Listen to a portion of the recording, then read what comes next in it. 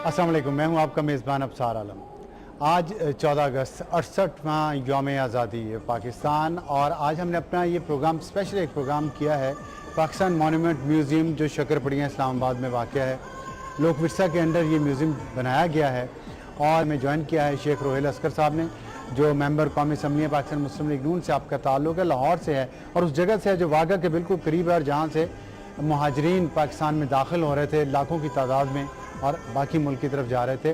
उनके साथ तशरीफ़ रखते हैं सेनेटर सईद गनी साहब, जिनका ताल्लुक़ पाकिस्तान पीपल्स पार्टी से है, और मैं ज्वाइन करेंगे अली मोइन नवाजिश इस ब्रेक के बाद, जो कि नौजवान नस्ल के नुमाइंदे हैं, और इनसे हम बात करेंगे ये कि पाकिस्तान इस वक्त जिस स्टेज पे है, क्या हमने अपने उन बुज़ुर्गों की जिन्होंने पाकिस्तान का ख्वाब देखा और जिनकी तस्वीरें यहाँ हर तरफ लगी हुई हैं, क्या हम उनके ख्वाब को पूरा करने में कामयाब रहे।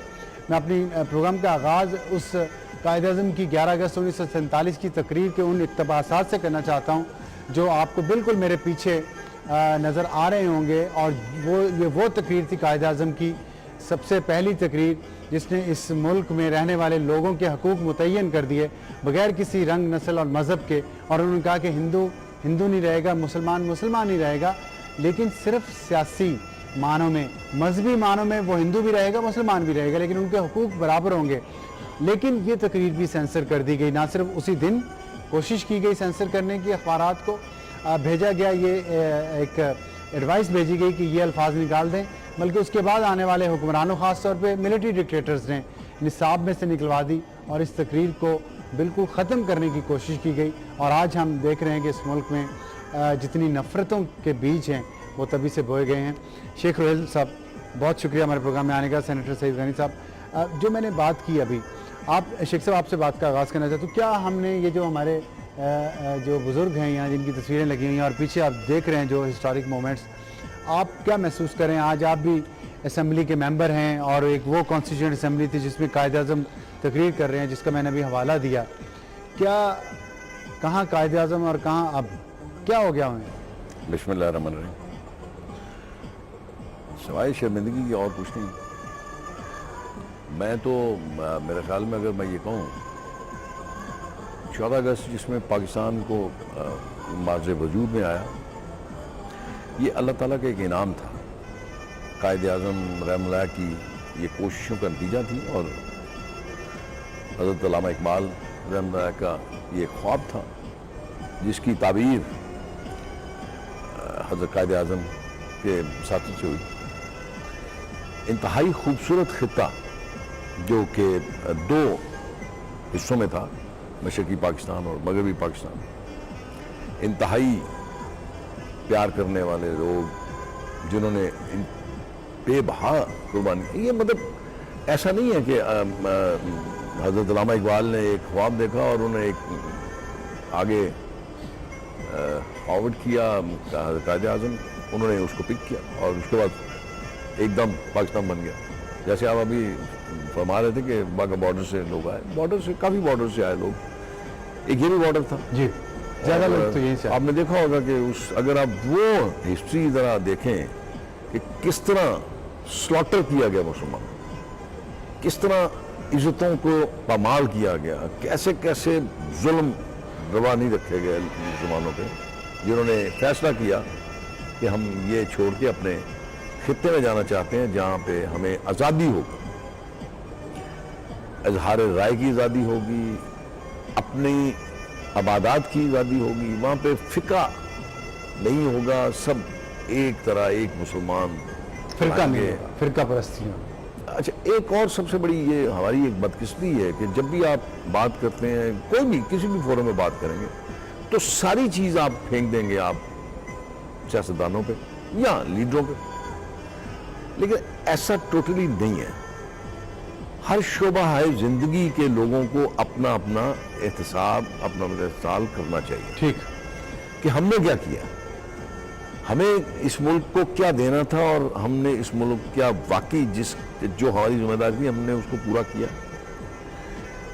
अब ये जो आप जिस जगह आज आपने किया, मैंने और भी बहुत सारे देखे हैं, लेकिन जहाँ जिस मकाम को आपने चुना और अपना ये प्रोग्राम आज आप यहाँ रिकॉर्ड कर रहे हैं, ये एक हिस्ट्री है اور میں سمجھتا ہوں کہ اس ہسٹری کو صرف اسلام آباد تک محدود نہیں ہونا چاہیے، اس ہسٹری کو پورے پاکستان میں آپ کو لے کے جانا چاہیے، تاکہ آپ کی نسل جو ہے، جو نئی نسل جو ماڈرن انلائٹمنٹ کے چکر میں تھی، اب دیکھیں نا پاکستان کے ساتھ کیا کچھ نہیں ہوا، جو آیا اس نے اس کو ایک لیبارٹری سمجھ کے اس پہ تجربات کیے ہیں۔ صحیح ہے، وہ تجربات آپ کریں، آپ کو روکا نہیں ہے، لیکن وہ تجربات اگر پاکستان کو مضبوط کرتے ہیں، عوام کو فیسیلیٹیٹ کرتے ہیں تو اس میں کوئی مذائقہ نہیں ہے، لیکن اگر ان تجربات سے پاکستان دو ٹکڑے ہوتا ہے، اگر اس سے پاکستان کمزور ہوتا ہے، تو پھر اس قسم کے تجربات سے آپ کو تھوڑا سا ٹھیک۔ اچھا، آپ نے تجربات کی بات کی ہے، سید عینی صاحب، شیخ صاحب نے تجربات کی بات بھی کی ہے، پولیٹیکل کلاس کی بات بھی کی، ایک یہ پولیٹیکل کلاس تھی جو لیڈران آپ دیکھ رہے ہیں اس میوزیم میں جن کی تصویریں لگی ہیں، ان کے مجسمے بھی ہیں، ایک موجودہ پولیٹیکل کلاس ہے اور جس سے ملک میں لوگوں کو بہت شکایات ہیں بھی یا پیدا کی گئی ہیں۔ کیا واقعی ہماری جو پولیٹیکل کلاس ہے وہ اتنی کمزور، اتنی ان ایفیشینٹ ہے کہ اس ملک کی جو حالت آج ہو گئی ہے اور جو امید ختم ہو گئی ہے بہتری کی، کیا اس کی وجہ صرف پولیٹیکل کلاس ہے یا پوری قوم کے طور پہ ہم سب ہیں؟ دیکھیں، اس میں ذمہ داری سب کی بنتی ہے، لیکن جو بنیادی خرابی مجھے محسوس ہوتی ہے کہ جب سے پاکستان قائم ہوا، جیسے آپ نے خود کہا کہ 11 اگست کی ان کی تقریر کو بھی سینسر کرانے کی کوشش کی گئی، ان کی برسی پہ محترمہ فاطمہ جناح نے جب تقریر کی، ان کی شرط تھی کہ یہ لائیو نشر ہوگی، تو اس تقریر کو بھی رکوایا گیا، ان کو کہا گیا ٹھیک ہے لیکن وہ لائیو نشر نہیں ہونے دی گئی۔ اس کا مطلب یہ ہے کہ جب آپ بانیان پاکستان کو بھی اظہار رائے کی آزادی دینے کو تیار نہیں تھے، کہ جس قسم کا پاکستان ہے، مطلب اگر بانیان پاکستان جب آپ نے کہہ دیا، میں بتاؤں، دیکھیں یہاں بدقسمتی سے قائد اعظم کو ایک ملا بنا کے پیش کیا جاتا ہے کہ جیسے وہ مولوی صاحب تھے اور بہت انتہائی سخت، جو جس قسم کے آج طالبان ٹائپ کے لوگ ہوتے ہیں، اس قسم کی ان کی سوچ تھی اور اس قسم کا وہ پاکستان چاہتے تھے، اور وہ مختلف حوالے بھی نکال لیتے ہیں قائد اعظم کی تقاریر کے، لیکن اگر آپ ان کی طرز زندگی دیکھیں، ان کے مختلف بیانات دیکھیں، ان کی ساری باتیں دیکھیں، انہوں نے مسلمانوں کے لیے ملک کی بات ضرور کی ہے، لیکن کسی ایسے ملک کی بات نہیں کہ جہاں کسی اور مسلک کے آدمی کو یا کسی اور قومیت کے آدمی کو یا کسی اور مذہب سے تعلق والے آدمیوں کو وہ اظہار رائے کی آزادی نہیں ہوگی، جینے کا حق ہی نہیں ہوگا۔ یہ قائد اعظم نے کبھی نہیں کہا، وہ ایک پروگریسو آدمی تھے، لبرل آدمی تھے، لیکن یہاں پر جو مذہبی انتہا پسند سوچ رکھنے والے لوگ تھے، اس وقت بھی تھے یقینی طور پر، وہ یہ سمجھ رہے تھے کہ اگر اس قسم کی باتیں اس معاشرے میں پھیلی اور یہ معاشرہ اسی بنیادوں پر کھڑا ہو گیا تو شاید ان کی جو دکانداری ہے وہ بند ہو جائے گی۔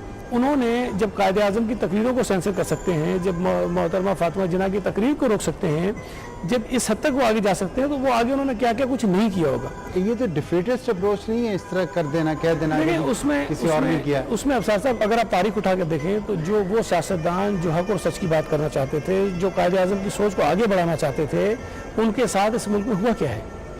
کبھی کسی کے اوپر کرپشن کا داغ لگا، کبھی کسی کے اوپر کوئی ملک دشمنی کا داغ لگا، کبھی کسی کو مار دیا گیا، کبھی کسی کو کچھ کیا گیا۔ نہیں، میں یہی کہہ رہا ہوں نا کہ میں یہاں پہ تھوڑا سا سید غنی صاحب سے اجازت لے کے صرف ایک گرہ تھوڑی سی لگانا چاہتا ہوں، جیسے یہ فرما رہے ہیں نا کہ بہت سے الزامات لگے کسی، مطلب اس سے بڑا اور کیا المیہ ہو سکتا ہے آپ کے ساتھ کہ وہ ہستی جس ہستی نے اللہ کی رحمت، یہ تو اللہ کی کرم تھا نا، اللہ کی رحمت تھی جس کی وجہ سے آج یہ پاکستان ماض وجود میں آیا تھا، اس ہستی کی ہمشیرہ جنہوں نے ان کے ساتھ قدم سے قدم ملا کے چلے، ان کو آپ نے کہہ دیا، آپ نے تو ان کو نہیں بخشا، آپ نے کیا، آپ کو اس بات کا علم نہیں ہے، ہسٹری نہیں ہے یہ کہ حضرت محترمہ فاطمہ جناح کو آپ نے انڈین ایجنٹ قرار دے دیا؟ وہ کون لوگ تھے؟ وہ طبقہ تھا نا جو ایک پاور رکھتا تھا، جس میں نے پہلے ذکر کیا، میں نے اتنا کھل کے بات نہیں کی، ٹھیک ہے، جنہوں نے اپنے لیے نہیں کھل کے بات میرا خیال ہے کرنی چاہیے، لیکن ایک بریک لے رہا ہوں، بریک کے بعد واپس آئیں گے تو وہ کون لوگ تھے یہ سوچئے گا آپ، جنہوں نے محترمہ فاطمہ جناح کو بھی انڈین ایجنٹ ڈکلیئر کر دیا، بانی پاکستان کی ہمشیرہ کو۔ حاضر ہوتے ہیں ایک چھوٹے سے بریک کے بعد۔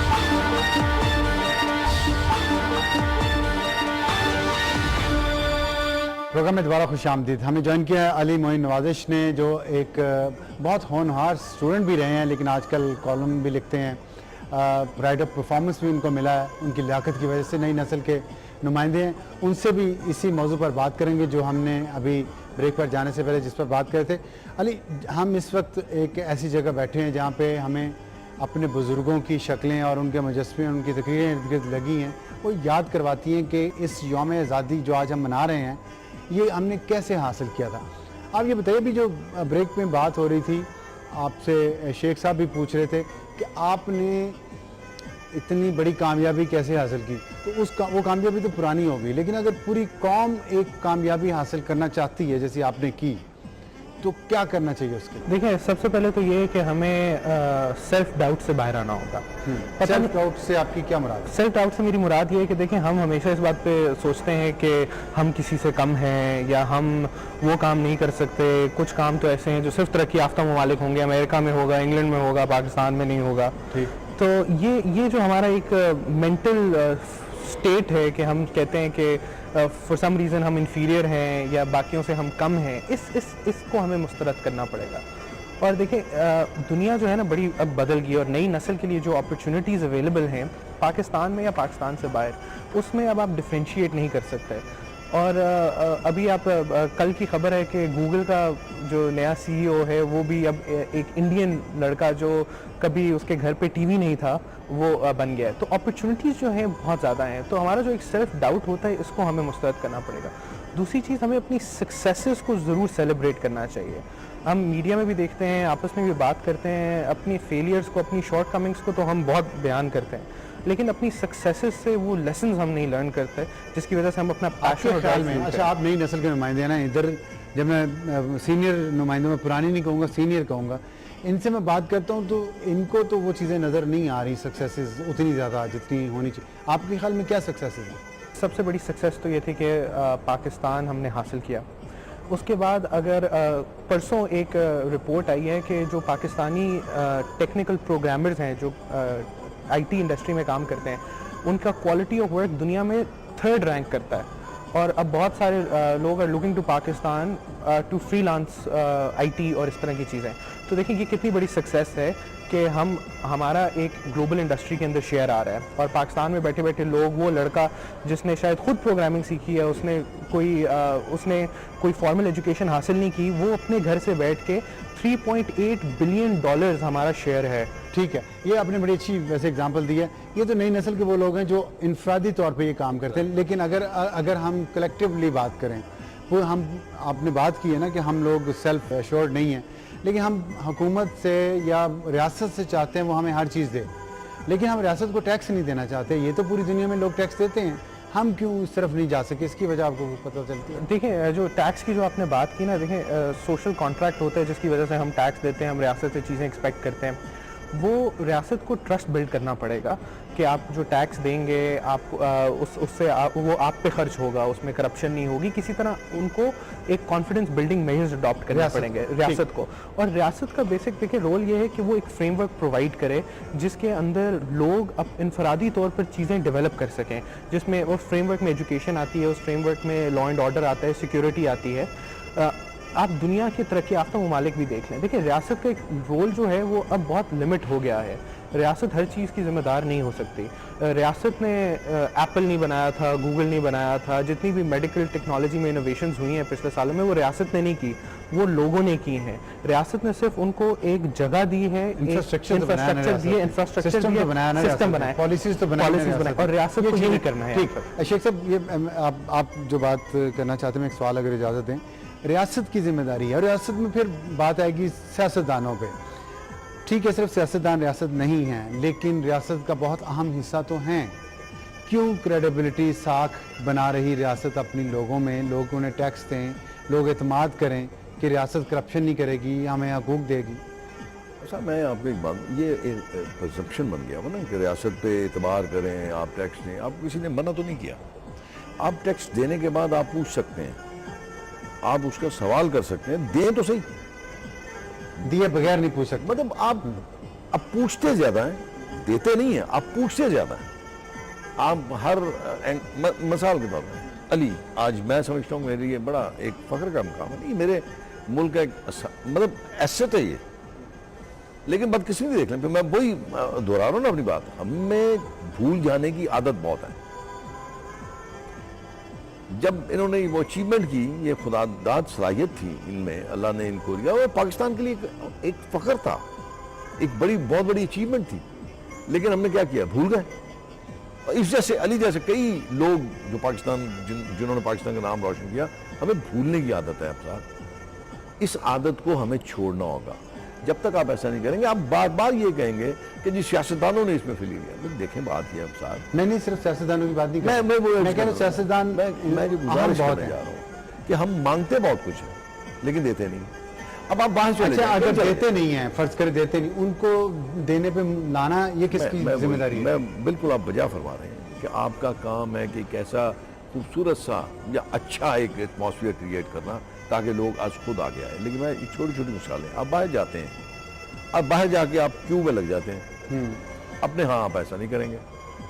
باہر جا کے آپ سڑک کے اوپر کوئی چیز پھینکیں گے نہیں، ٹھیک، یہاں آپ ایسا نہیں کرتے.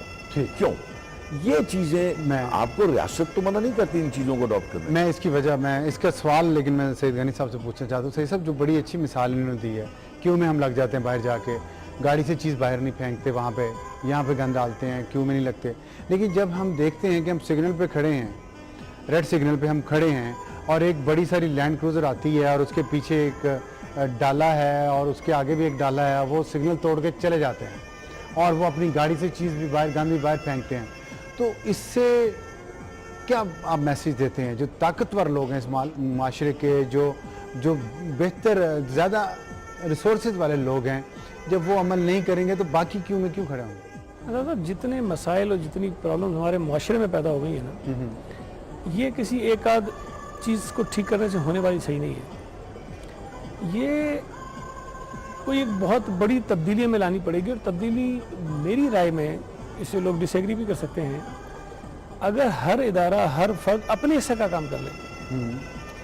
پرابلم یہ ہے کہ میں سارے ملک کو ٹھیک کرنا چاہتا ہوں سوائے اپنے.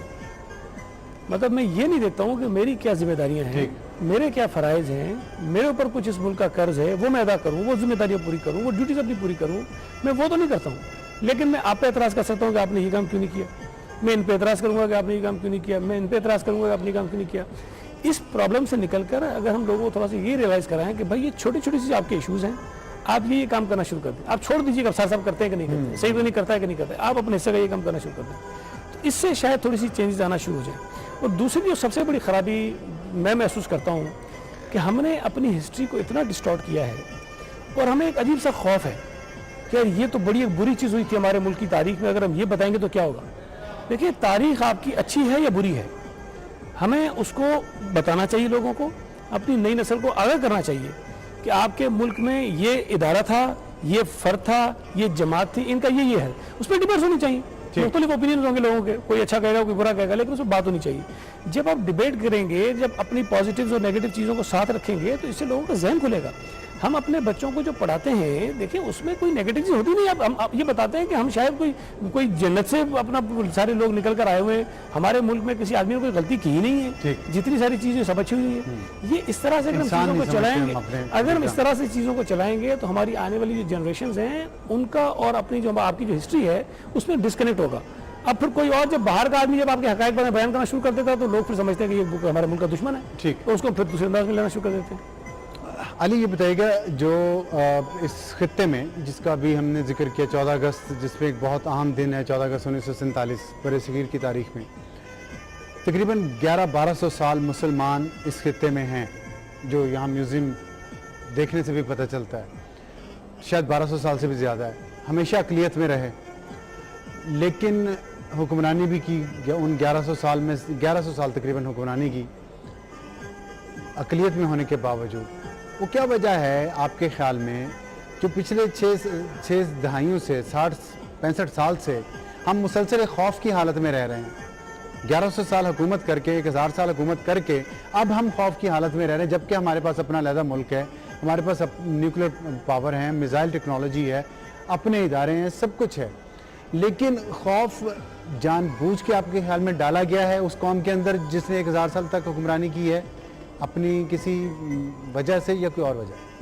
یہ میرا خیال ہے کہ جب سے ہم آزاد ہو گئے ہیں اور جب پاکستان بنا ہے، obviously ہماری تاریخ میں کچھ ایسے ثانیے ہوئے ہیں جن کی وجہ سے خوف ہوتا ہے. اگر آپ آج کے حالات دیکھیں, دہشت گردی کی وجہ سے ملک میں خوف ہے. دسمبر میں جو پچھلے سال APS میں اٹیک ہوا اس کی وجہ سے قوم میں خوف آیا. لیکن ایٹ دی سیم ٹائم میرا خیال ہے کہ ہم جو اس وقت ہیں ہم بڑے ڈٹے ہوئے بھی ہیں.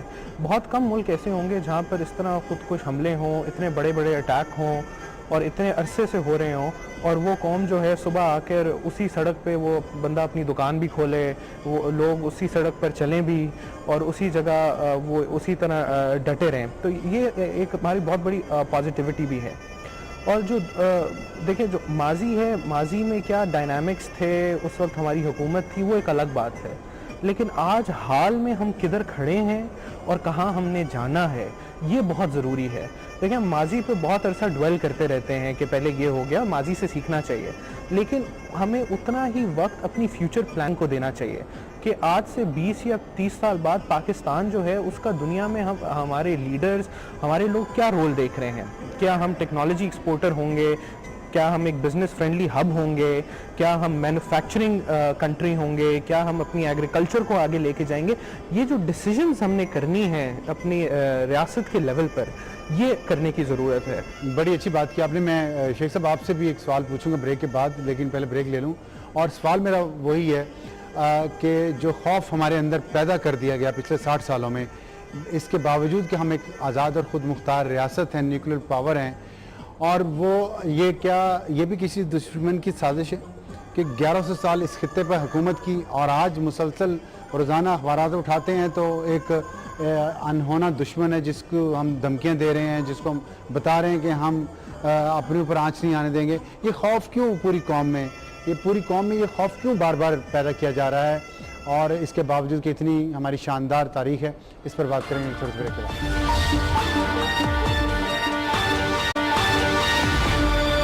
پروگرام میں دوبارہ خوش آمدید. بریک پر جانے سے پہلے ہم بات کر رہے تھے اس خوف کی جو اس قوم کے اندر پیدا کر دیا گیا ہے کسی انجانے دشمن کا. ہوگا دشمن, لیکن کیا ہم اتنے کمزور ہیں کہ 1100 سال اس خطے پر حکومت کرنے کے بعد آج روزانہ جب سو کے اٹھیں اور اخبارات اٹھائیں تو اس میں یہی ہیڈ لائنز ہوں کہ ہم دانت کھٹے کر دیں گے, ہم یہ کر دیں گے. وہ ظاہر ہے جیسے علی نے کہا کہ مشکل وقت آئے ہیں, حادثات بھی ہوئے ہیں اس قوم کے ساتھ, لیکن وہ تو 1100 سال میں بھی بہت سارے حادثات ہوئے. ہم نے اپنا اعتماد لوز نہیں کیا. شیخ صاحب, کیا وجہ ہے کہ نہ ہمیں اعتماد رہ گیا ہے اپنے اوپر, اپنے ملک کے اوپر, نہ کیا ہم احساس کمتری کا شکار ہو گئے ہیں, یا ہمارے ہاں کچھ لوگوں کے اتنے گہرے مفادات ہیں کہ اس کی وجہ سے پوری قوم کو نفسیاتی مریض بنا کے ایک خوف میں دھکیلے جا رہے ہیں؟ کیا وجہ ہے؟ میں نے آپ کو اس کی پہلے میں آپ کی یہ بات جو آپ نے ایک بات کی نا ابھی تھوڑی سی, وہ ایک مثال آپ نے دی کہ ریڈ لائٹ ہو اور ایک لینڈ کروزر آتی ہے اور گزر جاتی ہے, وہ ایک انفرادی ویل ہے. نہیں, بہت سارے قابل مذمت بھی ہے اور قابل نفرت بھی ہے, لیکن اس کو مثال بن جاتی ہے. میری گزارش ہے, میں نے یہ کہا کہ قابل مذمت بھی ہے اور قابل نفرت بھی ہے, ٹھیک, لیکن ہمیں اس کو فالو نہیں کرنا, اس کی تقلید نہیں ہم نے کرنی, اس بندے کی اس کو روکنا تو ہے. ہمیں اس کو شرمندہ کرنا ہے. شرمندہ اس طرح کر سکتے ہیں کہ ہم اس کی تقلید نہ کر کے, ایک دن آئے گا کہ وہ شخص جو یہ حرکت کر رہا ہے وہ یہ سمجھے گا کہ میں یہ جو حرکت کر رہا ہوں یہ لوگ اس کو نفرت کی نگاہ سے دیکھ رہے ہیں. آپ ایک بار بار ایک لفظ استعمال کرتے ہیں کہ قوم. ذرا آپ سچائی کے ساتھ بالکل حقیقت کی نگاہ سے دیکھیں, کیا آپ سمجھتے ہیں کہ 20 کروڑ عوام جو ہیں وہ قوم ہے؟ ریاست کے چلے شہری تو ہیں, میں وہ گزارش کرتا ہوں, نہیں قوم ریاست کے شہری ہیں.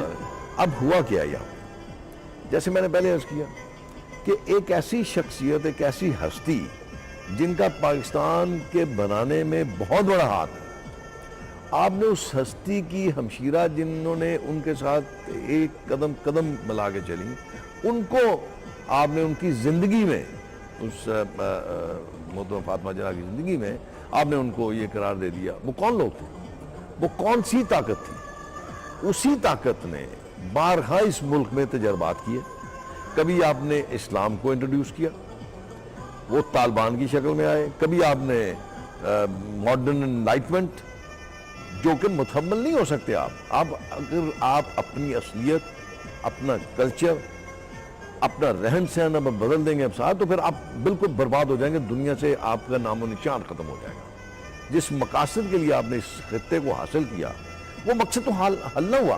ایک بات, میں یہ نہیں کہتا کہ میں دودھ کا رہایا ہوا ہوں یا میں بڑا صاف ستھرا آدمی ہوں، یا میں سعید غنی صاحب کی بات اس لیے نہیں کروں گا شاید ان کو اختلاف ہو، میں سیاست دانوں کی بات کر رہا ہوں، دودھ کے دھلے ہوئے نہیں ہیں، ٹھیک ہے میں مانتا ہوں، لیکن آپ یہ دیکھیں کہ کس طرح خوبصورتی کے ساتھ اس جو سیاستدان ہیں ان کو کس طرح ملائم کیا گیا، کس طرح نفرت کا ایک نشان بارہا کرنے کے بعد یہاں ہسٹری یہ نہیں ہے، ہسٹری یہ ہے کہ آپ کے بالکل پیچھے جو شخصیت ہے کہ آپ کو ان کی شخصیت پہ کوئی اعتراض، کوئی سوالیہ نشان، یہ یہاں سے شروع ہوتا ہے۔ حضرت لیاقت علی خان صاحب کو جب شہید کیا گیا، کون لوگ تھے وہ کون سی طاقتیں تھیں؟ وہاں سے شروع ہوتا ہے اور یہ سلسلہ ختم نہیں ہوتا۔ ذوالفقار علی بھٹو صاحب کو کیا ہوا؟ بینظیر بھٹو کے ساتھ کیا ہوا؟ کیا آپ اس پرائم منسٹر کو بھول گئے جس کو ہتھکڑیاں لگا کے اور جہاز کے ساتھ سیٹ کے ساتھ باندھ دیا گیا؟ مطلب اس طرح تذلیل کی گئی، ایک تو آپ نے تذلیل کی، ہستی اب ان کو صفحہ ہستی سے مٹا دیا، ان کے نام و نشان ختم کرنے کی کوشش کی، اور سب سے بڑا ظلم یہ کیا کہ ایک ہی کیا اور کہیں آپ کو اس قسم کے لوگ نظر نہیں آتے جو اس قسم کی حرکات کرتے ہیں؟ کسی اور شعبہ ہے زندگی میں، میں پروٹیکٹ نہیں کر رہا، لیکن میں یہ کہہ رہا ہوں کہ ہمیں بھی دوست ہونا چاہیے۔ ٹھیک ہے، میں آپ کی بات سے متفق ہوں، اور صفحہ ہستی سے جنہوں نے مٹانے کی کوشش کی وہ مٹا نہیں سکے، وہ خود ختم ہوتے گئے نا، لیکن وہ طاقت آج بھی موجود۔ لیکن میرا سوال یہ تھا سعید غنی صاحب کہ خوف ہے، خوف کیوں ہمارے اندر پیدا کیا جا رہا ہے انجانے دشمن کا، جبکہ ایک میں نے آپ کو تاریخ بتائی ہے، ہم نے سروائیو کیا ہے اتنی بڑی اکثریت کے ساتھ، اپنے مذہب کو بھی بچایا، اپنے کلچر کو بھی بچایا، اپنی شناخت کو بھی بچایا، اپنی زبان کو بھی بچایا، لیکن اب اتنی زیادہ یہ کیا احساس سے کمتری کا شکار ہو گئی ہے ہماری رولنگ ایلیٹ؟ دیکھیں ہمارے یہاں دو قسم کے خوف لوگوں کو دلائے جاتے ہیں۔ ایک تو یہ ہمیشہ آتا ہے کہ جی مذہب خطرے میں، اسلام خطرے میں، یہ کیسے ہو سکتا ہے؟ لیکن 1100 سال کی تاریخ تو یہ نہیں بتا، یہ جو یہاں پہ ہے اس میں تو اسلام کو ہم نے یہاں بڑھتے دیکھا۔ ایک تو آپ کے ملک کی واسٹ میجورٹی مسلمانوں پر ہے، اور مطلب ایسے پریکٹسنگ مسلمان ہیں، ایسے نہیں کہ صرف نام کے مسلمان ہیں، ہم ساری چیزوں کو فالو بھی کرتے ہیں۔ اچھا تو وہ مذہب تو آپ کا خطرے میں ہو نہیں سکتا، لیکن یہ ایک جنون پیدا کیا جاتا ہے۔ پھر دوسرا آپ کا یہ کیا جاتا ہے آپ کا ملک خطرے میں ہے، ہر 20 کروڑ آبادی کا ملک ہے، دنیا کہاں سے کہاں پہنچ گئی ہے، یہ ناممکنات میں شامل ہے آج کہ کوئی اور ملک آ کر اس 20 کروڑ کی آبادی کے اوپر قبضہ کر لے گا کسی طرح سے، اور نیوکلیر پاور ہے۔ یہ وجہ کیا خوف پیدا کرنے کی؟ یہ اگر ان چیزوں میں آپ نہیں رہیں گے تو پھر آپ کے خیالات کہیں اور ہوں گے نا۔ اگر آپ کے ذہن سے یہ اتار دیا جائے خوف کہ جی آپ کا اسلام جو ہے کسی خطرے میں نہیں ہے، آپ جس طرح چاہتے ہیں اپنی زندگی گزاری اور آپ کریں، یہ اتار دیا جائے، آپ کے اوپر سے یہ خوف اتر جائے کہ جی آپ کا ملک کو کوئی خطرہ نہیں ہے، اس کے بعد آپ اس ملک میں بہتری کی بات کریں گے نا۔ نہیں ٹھیک ہے، لیکن یہ تو ہمیں خوف اور خطرہ تو وہی بتا رہے ہیں جو کہتے ہیں ہم اس ملک سے مخلص ہیں، تو یہ جو بات آپ کر رہے ہیں وہ تو مخلص لوگ نہیں کرتے۔ میرا یہ میں یہ نہیں کہوں گا کہ وہ مخلص نہیں ہیں، لیکن یہ ہو سکتا ہے کہ ملک کے ساتھ مخلصی کے ساتھ ساتھ ان کے اور مقاصد بھی ہوں۔ نہیں تو یہ کیسے ہو سکتا ہے؟ میں اس کلام سے دیکھیں، اس ریاست کے اوپر کنٹرول رکھنا اور یہ سمجھنا کہ ابصار صاحب جو ہیں وہ اس ملک کے ساتھ کم وفادار ہیں اور میں اس ملک کا زیادہ وفادار ہوں، اب اس کا فیصلہ کرنے کا اختیار تو کسی کے پاس نہیں ہے نا۔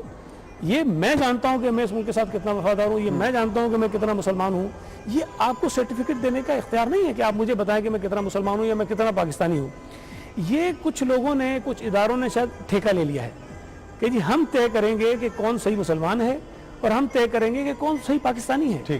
اب جب تک ہم ان چیزوں سے نہیں نکلیں گے، اور ہمیں اس کو دیکھیں کنفرنٹ کرنا چاہیے، اور ہم نے کیا ہے، جہاں ضرورت پڑی ہم کرتے بھی ہیں کنفرنٹ کہ بھائی میں اس ملک میں پیدا ہوا ہوں، اگر میرا کسی بات پر آپ سے اختلاف ہے تو آپ میرے اوپر ایک تہمت لگا دیتے ہیں کہ جی تم پاکستانی کم ہو، یا میں کوئی اگر آپ کی مذہبی جو آپ کی سوچ ہے اس سے میں اختلاف کرتا ہوں کہ جی جس قسم کا مذہب آپ دیکھ رہے ہیں میں مذہب اسلام کو اس سے مختلف دیکھتا ہوں، تو آپ مجھ پہ یہ تہمت لگا دیتے ہیں کہ جی میں مسلمان ہی نہیں ہوں۔ تو یہ چیزیں ان لوگوں کو سوٹ کرتی ہیں، اور ہماری ایک بہت بڑی اکثریت ایسی ہے جو اس بہکاوے میں آرام سے آ جاتی ہے، اور یہ وہ ایک مواد ہے آسانی سے بک جاتا ہے مارکیٹ کے اندر، وہ اس کو بیچتے ہیں اور اپنی دکانداری چلاتے ہیں۔ علی، کیا یہ مواد آسانی سے بک رہا ہے نوجوان نسل میں؟ اور کیا خوف اگر پیدا کر دیا جائے پوری قوم کے دلوں میں ہر وقت کہ کوئی ہم پہ حملہ کر دے گا، کوئی ہمیں کھا جائے گا، کوئی ہمیں تباہ کر دے گا، اس خوف سے نوجوان نسل کی جو نشو و نما ہے اس پہ کیا اثر پڑتا ہے؟ دیکھیں یہ مواد بیچنا شاید افسوس کی بات ہے پاکستانی نوجوان نسل میں بہت آسان ہے۔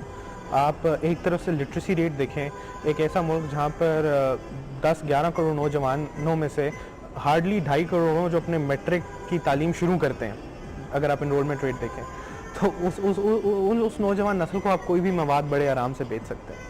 اور افسوس کی بات یہی ہے کہ ہم نیریٹو آف فیئر بیچنا شروع ہو جاتے ہیں. ٹھیک. اپنی کچھ لوگ اپنی طاقت کو برقرار رکھنے کے لیے یہ نیریٹو آف فیئر بیچتے ہیں اور سرٹیفکیٹس دیتے ہیں اور یہ سوچتے ہیں کہ ملک کے ساتھ وفاداری صرف یہ چیز ہے, اس کے باہر کوئی کچھ بھی کرے گا تو وہ ملک سے وفاداری نہیں. تو یہ ایک بہت افسوسناک صورتحال ہے, جبکہ چاہیے کہ اس نوجوان نسل کو ایک پازیٹیو طریقے سے استعمال کیا جائے.